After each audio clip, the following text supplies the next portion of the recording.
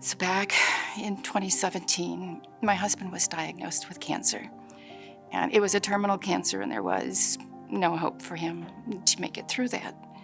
So we spent a year, and they said 3 to 5 years, but we spent a year doing treatments, and he kept getting sicker. When Joe was sick, and when we thought we had more time, I took a transfer in my position because where I was working was at Gardner, and it was a year-round position, and I had to work summer breaks and Christmas breaks, and you didn't have just a few days off a year, and I wanted more time with them. So I took the transfer to an elementary school where I had just a school year position so that I was off on Christmas breaks, I was off on summer breaks, spring breaks, and 3 days after I made my transfer is when Joe passed. We'd been married 45 years, and I was totally lost. I spiraled down deep, the deepest I've ever been in my entire life. That was another part of my hopeless, because now I had more time.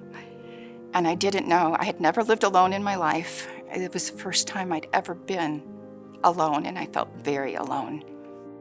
I didn't feel like I had anything to look forward to. I didn't think there was any hope, because all of my hopes and dreams were just dashed the day that I lost him. And I started thinking about committing suicide and taking my life because I didn't see any reason to be here anymore.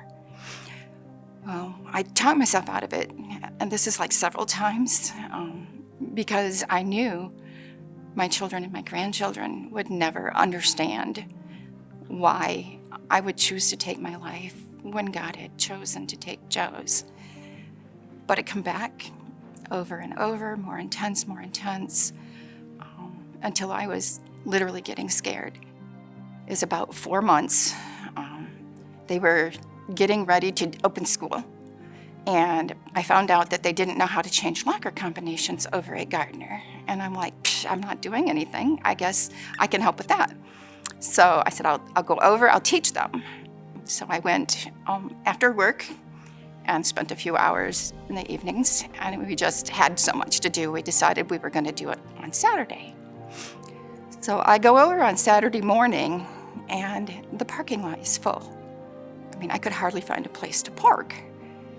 And so I went in, and I look at the principal, and I'm like, what is this? And he said, isn't it wonderful?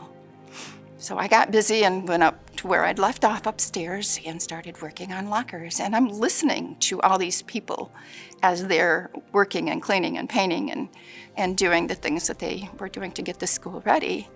And I'm like, so where are you guys from? And they're like, well, we're not really doing this to promote our church. And I'm like, well, you don't understand. I'm looking, and this is my idea of what a church should be. So they told me that it was Trinity. And the next Sunday I went, and I attended the service, and I got the bulletin.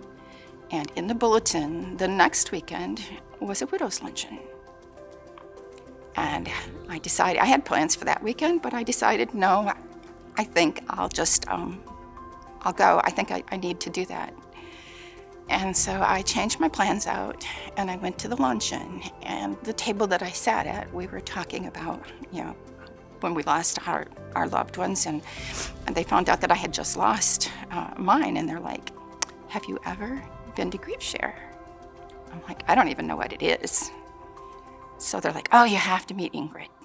So they bring Ingrid over, and she tells me a little about the program and when it's starting up again. And so I started attending Grief Share. And Grief Share is where my life started turning around. It's taken a while. It's been 5 years now. But now I have hope, and now I have a reason to live, and now, but God came to me. I didn't go to him. I'd been in and out of church so much, I didn't feel worthy of asking God to help me now. But he put a group of people on a Saturday morning in a public school which took me to a church that has a luncheon for widows one time a quarter. The week before that luncheon was to occur, which led me to a grief share group, which has led me back to God. My name is Cheryl Hicks, and I am a very grateful child of God.